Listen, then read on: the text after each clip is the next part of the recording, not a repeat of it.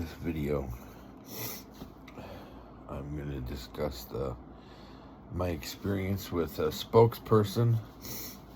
I didn't talk to the director for this. Somebody pretended they were. It sounded like some guy that keeps following me around from my brother's church to confession to apparently he works at the VA or pretends to, and now apparently he's spokesperson for Tunnel to Tower. I talked to him and he put me on speakerphone. It's becoming pretty common nowadays. Or people will turn on their phone app to record the conversation. You can always tell when people are doing this because they choose their words very carefully. And in my experience, they always victim shame and gaslight me. You know, these conversations, and I don't know what they're doing with them, but I just know that generally before we get screwed over or immediately after somebody on our caseload with the particular agency that screwed us over will get a vacation. And it's going on right now with the housing agency. So I expect something bad's coming our way. And usually in social services, it's well, I guess I could say usually it's after, and they'll be transferred. That's the most consistent, is people at MDHHS Saginaw, after they do stuff to us, they're transferred, usually somewhere downstate around Detroit.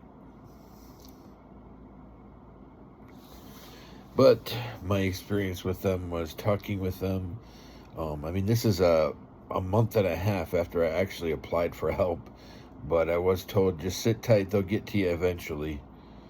And the VA is in contact with them because somebody brought us groceries in Tunnel to Tower bags. Which they're out of New York. I didn't realize they had anything here, because according to their website, they don't. Again, this could be more morally nonsense, trying to pretend there's something that they're not. You know, they pretend they're VA employees. They pretend they're CPS. They do all of this stuff. You know, that fourth floor at the building on McCarty should be shut down. Because, you know, that used to be the place where these people are operating. And I realize now that a lot of these people that work for this fraudulent call center are actually now working in the community.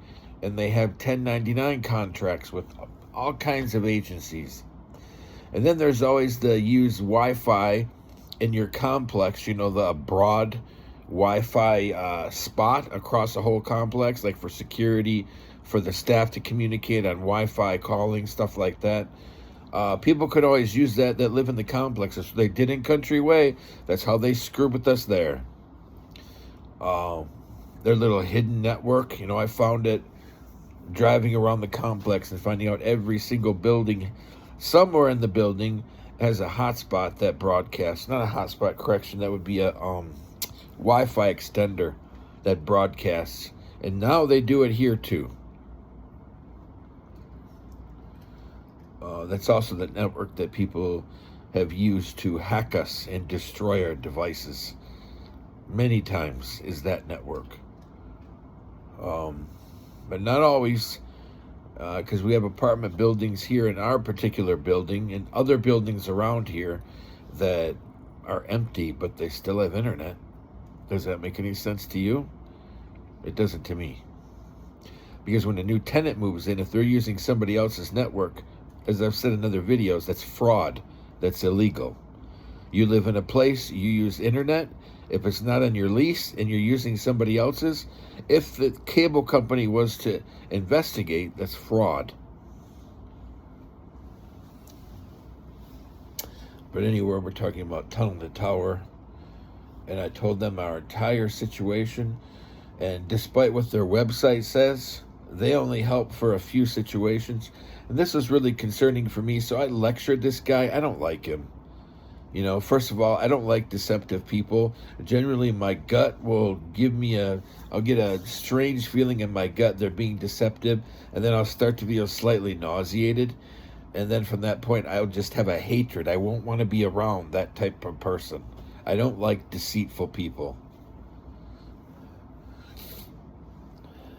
And, you know, especially when some of these people, when I call them out and confront them, they gaslight me and run and tattle to the VA and say that they think I have depression or anxiety or some garbage like that. No, I don't.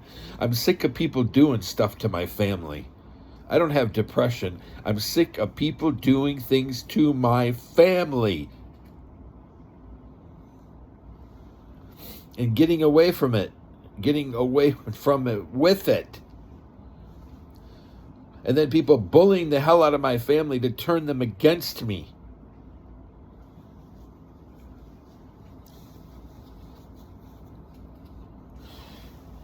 No, Tunnel to Tower,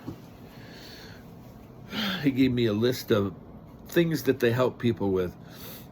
The thing that concerned me about this, besides my experience with them, you know, they didn't help me, nothing. He sent me a list of the most generic stuff that I could tell he copied and pasted. You know, it's a horrible referral to resources, really. It's a blank piece of paper that has a bunch of links with the names of the link. I mean, it's horrible.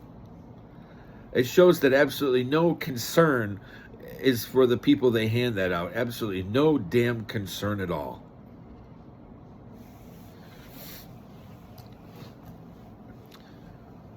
Now, and the links, you know, mind you, the links that were copied and pasted, they didn't even take the time to use the mouse control menu with the buttons, the mouse buttons, to remove the hyperlink. So there's still a link underneath there, as if you can click a link on a piece of paper. Yeah, what I thought of Tower and Tunnel, if this really is even them, which I highly doubt, because that's what happens in Saginaw with these criminal assholes. They will pretend they're CPS and make an ID out of somebody's cheap PVC printer. Even had people pretending they work for the VA, using the PVC printer that are used at our hotel. I mean, I kid you not, I saw an employee of the hotel reading through the VA and the DOD ID card instruction. And I read this upside down while I'm looking down at what he's looking at on the countertop. I know that instruction. I had to memorize it when I was active duty. And I had to memorize it again when I became a force protection officer. Oh, both military and civilian. And that being said, yeah, then all of a sudden these people who are saying they're from the VA show up with these ID cards that, oh yeah, see, you said we don't have ID cards. Look, you can't be more transparent trying to pull the wool over somebody's eyes the way that event took place at the pool room in the hotel.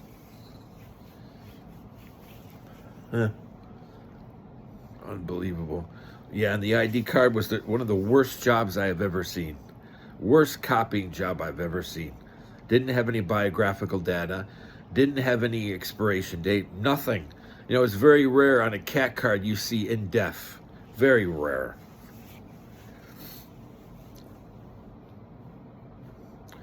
That being said, Tunnel to Tower,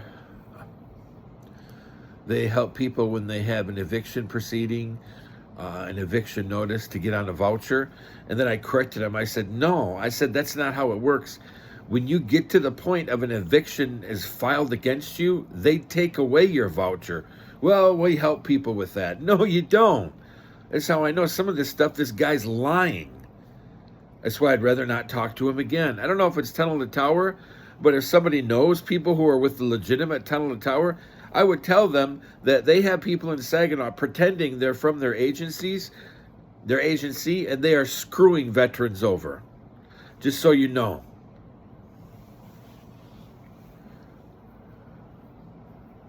And let's see. Oh, he said once people are in court for evictions, they help them with that too. Then they get on a voucher, and I corrected them again.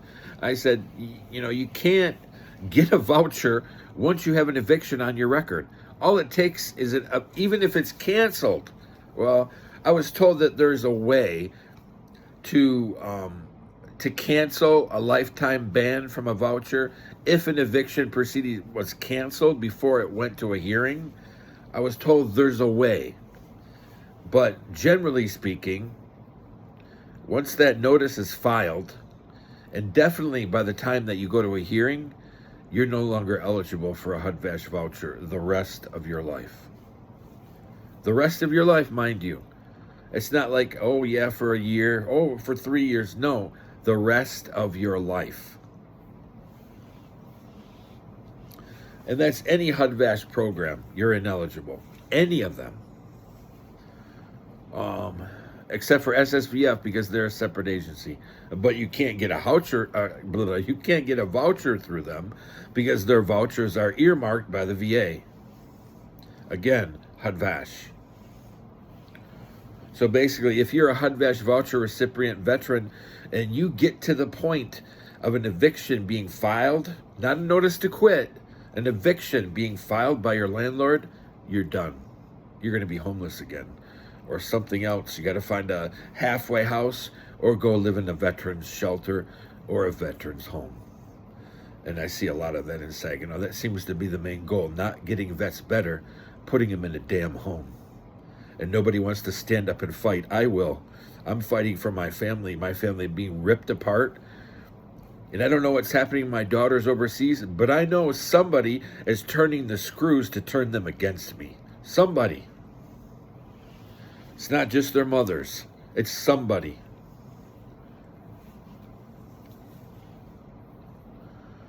And that being said, talking to this guy, I'm educating him. He's telling me he's been this and this with homeless shelters and this and this and this. First of all, I do not believe it's this guy that's the director, because I actually looked him up. And the voice that I heard could not possibly go with this 50 to 60-year-old man. No, I don't believe that would be possible. That kind of body could not make such a almost baritone male voice. No, I don't think so. I really don't. But that being said,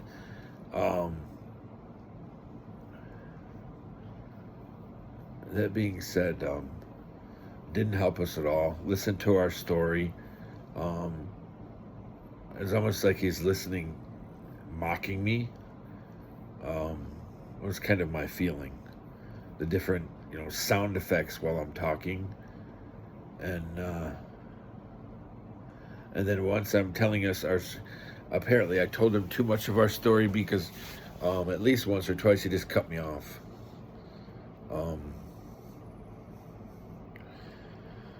And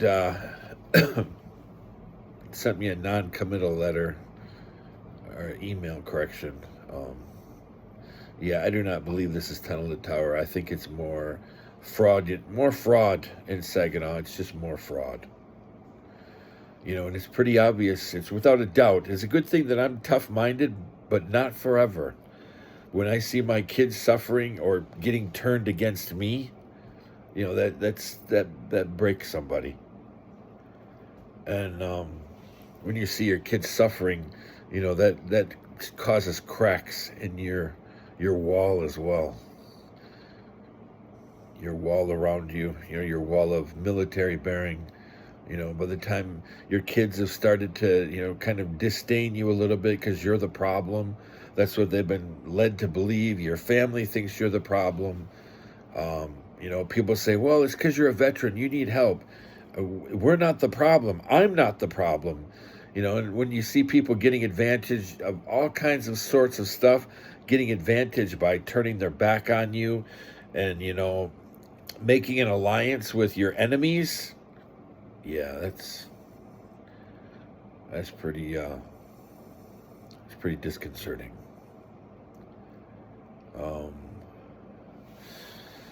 And when you're the focus of people, recording you or posting about you in their websites or their what do you call them? Their Facebook groups. Um, I've seen that so much. I'm so sick of it.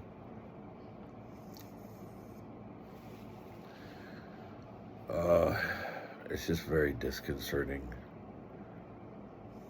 And but so that's my experience with Tunnel Tower. Whether it's a real one or some fake one, they do this stuff to us all the time, and nobody does anything.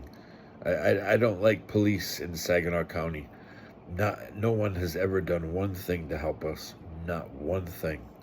Not one police report ever generated. No, I take it back. One was about, what was it? Something, somebody did something to my car or something, I think. But they didn't do anything about it. But there was at least one police report. Or I was threatened by a neighbor. It was something like that. One police report in 11 years, almost 11 years. One police report taken for us. But the cops used to try to intimidate or try to discourage dozens of times. For us, in our experience, the police have been more weaponized against us. And even the black community in Saginaw, I've experienced the black community weaponizing police against me, which is something that it just shows really malicious intentions from people when you hear of the black community that historically has had strained relationships, especially in urban areas, with the police departments, because of just miscommunication, cultural miscommunication, and you can add the media to it too. The media wants to turn every black person against every cop. The media is real good at that, and so is TV and Hollywood. Always painting a black picture that's negative, and always painting a movie picture, a frame where negative interaction between law enforcement or any government period in the black community. You want to talk about QAnon, the conspiracy bullcrap out there? Why doesn't the QAnon community add that too? Instead of crap about pizza and cult garbage. Why don't they look at the real stuff happening out there? Or why every Arab has a negative impression, or why Jewish people are always portrayed as people who are professionals, they're wealthy, aristocratic almost, always doctors, nurses, lawyers, always very immoral, always, let me see what else, they might as well just add the big nose garbage too, they're always hyper-religious, let's see what else is portrayed, they're always liberal as heck. Just some things just don't change. And anyway, that's what we've seen. And people always turn to making me look, paranoid or narcissistic or anxiety ridden. Those are always the three directions they go when they gaslight and brutalize me in retaliation.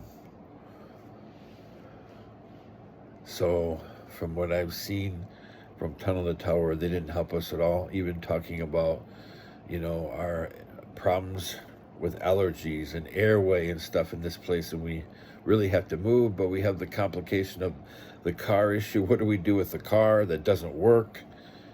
And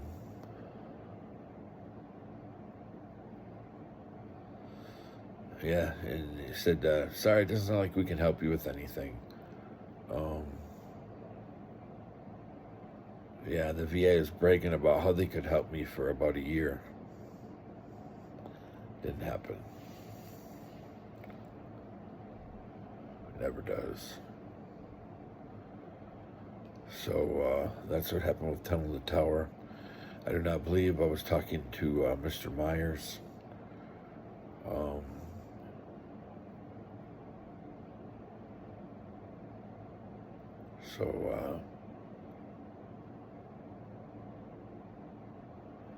It's that.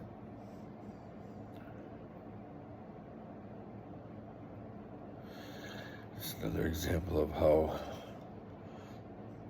somebody has done their best to put us in this situation where either one, uh, people know what's going on and they don't want to get involved, they don't want to help us, they don't want to be involved, period. Two, they have bad intentions. There's my neighbor jumping up and down on the floor by the closet because I'm making a video. Two, they had bad intentions for us. Actually, that was two. Three, they're being handled by somebody. You're supposed to do this and this, and then don't go any further than that. Still setting us up for failure because they don't get us all the way to the finish line. We've been dealing with that for 10 years. We get just far enough. Oh, your house, yeah, you're doing great now. We won't be involved in your life as much, but we're still vulnerable. We've been in the vulnerable position for 10 years. Never gotten out of it.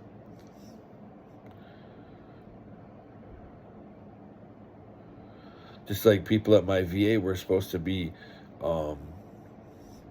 interviewed and contacted if they had PACT Act conditions, if they were exposed, their base had exposures, et cetera, et cetera.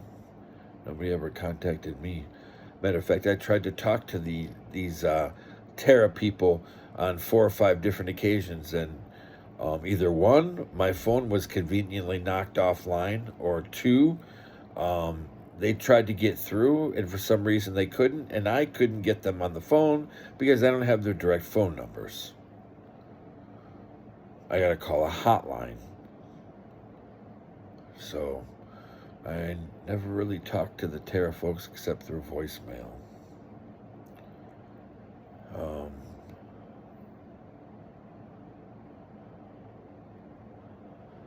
So I guess this is it. I'll have another video later on. But now we're to the point of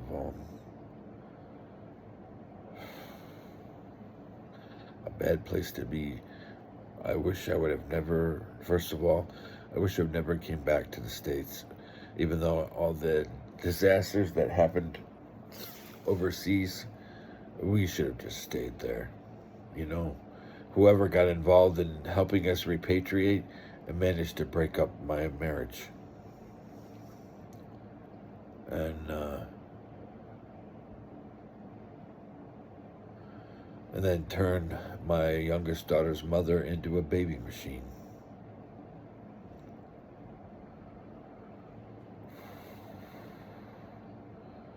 And ever since we got off the plane in the States, but nothing but retaliation and people threatening us and organizing against me. And I don't care if people think it sounds paranoid. Just showing, if people, the first impression is they gaslight you and say, wow, that you sounds really paranoid, the stuff you're talking about. That means, number one, they don't give a crap. Number two, they're gaslighting you. Number three, I suggest you investigate them because they may be involved in being involved in it, period. So they want to push and shame you and push like you're the problem, not the events that have happened to you. You may not be paranoid. Your concern and your suspicion may be justified. People always discourage people who want to investigate. I learned this, my time in force protection and intelligence communities. What access and interaction I had with them. Limited, of course, but still. I was a force protection officer. It's not like we're outside the intelligence community. We share a lot of resources and a lot of people. But that fact remains is still, when you're involved in this kind of work or you're involved in law enforcement, suspicion is a protective function of the human psyche. Fear, we're designed with fear. There's a book out there called, what is it called? The Beauty of Fear, or the Beauty of Fear? I forget it now. One of my profs told me I should read it. It's very fascinating. the beauty of fear or the power of fear. I forgot. But basically what it discusses is how we push people off and we gaslight and we insult people who may be a little bit suspicious, or people who may want to dig more into a situation or get to know a person better, or they find that somebody makes them off edge, so they're cautious around somebody. Why people gaslight people when they're living within normal parameters of the human psyche. Fear is a very important and normal response.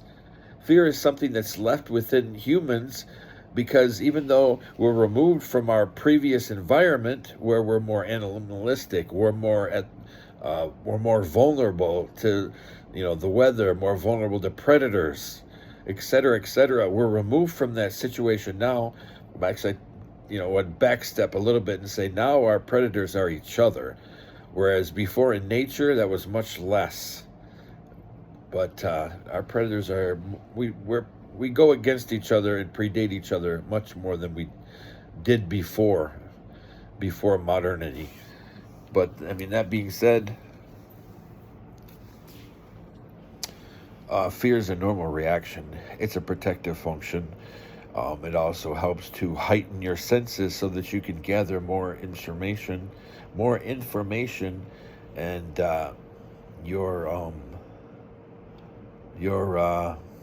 the clarity of what you observe through your senses. Fear helps to clear that up, to help you understand if you are actually, you're under a threat, or there is a threat against you that's serious. Fear helps sort through that. Now, I'm not saying fear just the pure emotion. I'm saying fear as far as the instinct when it kicks in.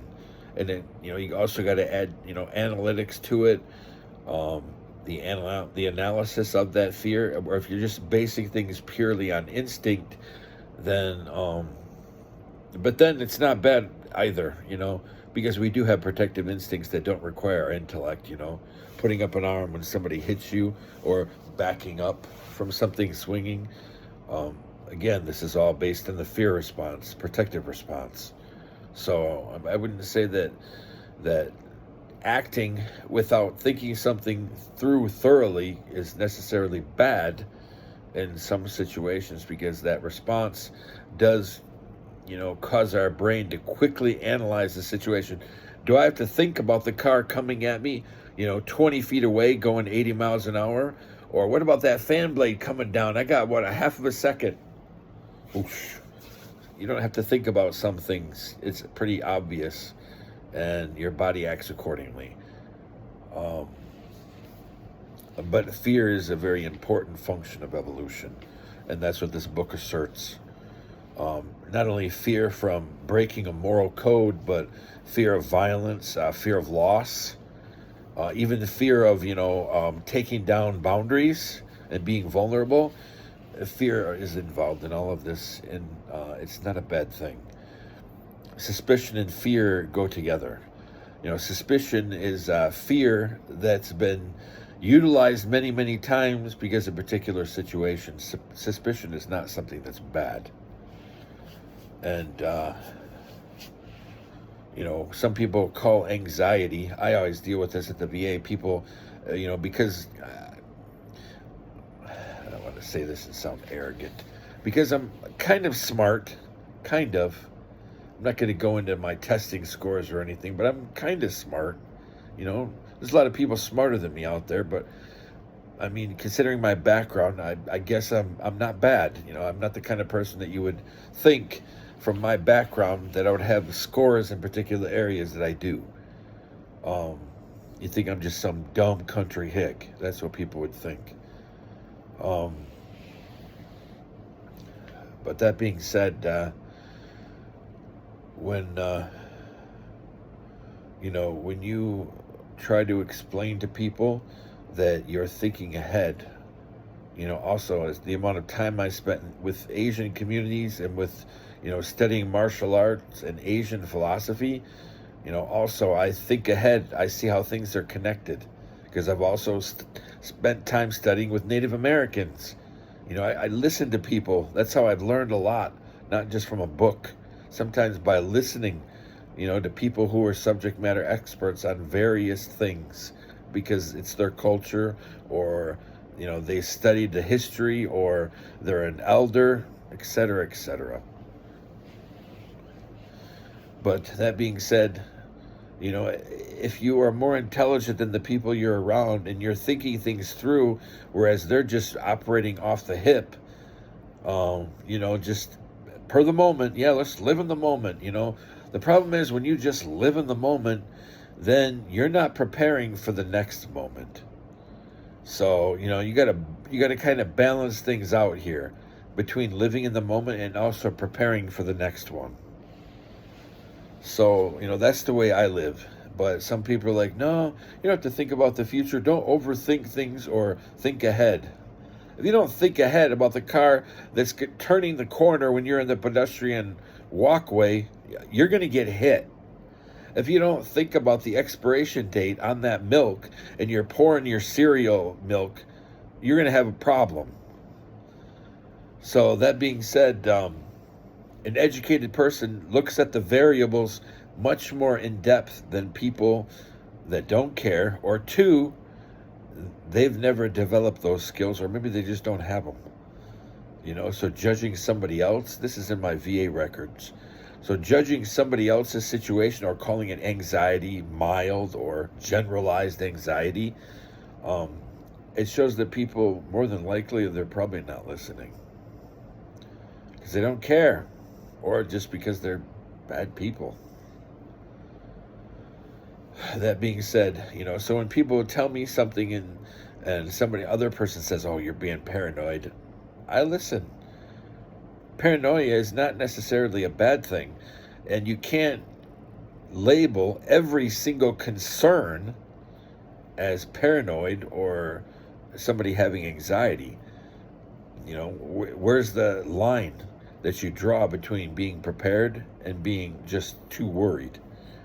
It's arbitrary. You can't. That's why there's tests for this stuff. They're called standardized measures. That's what you use to see if somebody has paranoia or too much anxiety, not just a statement. Otherwise we walk away from evidence-based medicine. And if we're going to use professionals who don't practice evidence-based medicine, then, we're one step from psychic healing and from people using rocks to cut out organs.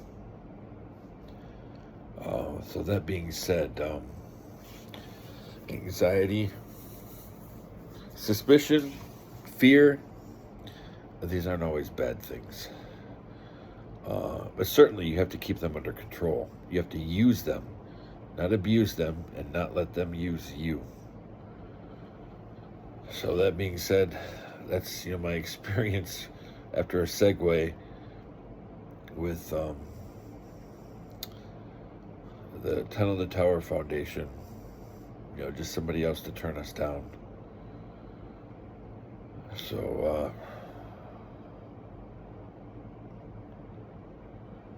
yeah, that's our situation, and I don't know what will happen to us. I told the guy about my video journals. They're on a simulator somewhere.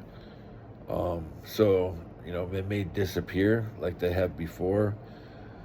But I will say this on video. Someday I'll find the person that controls that simulator. And when I find them, the things they've done to my family, they will regret it. I promise you they'll regret it. I'm not going to say beyond that, but when so much has happened to a man's family, he only worries about his children. He doesn't care about anything else. Because the most dangerous loose wire to have is that wire that doesn't hold, there's nothing to hold it down anymore. So that's my experience with Tunnel to Tower. And, the fact that them not helping us, it doesn't surprise me at all, if it's really even them.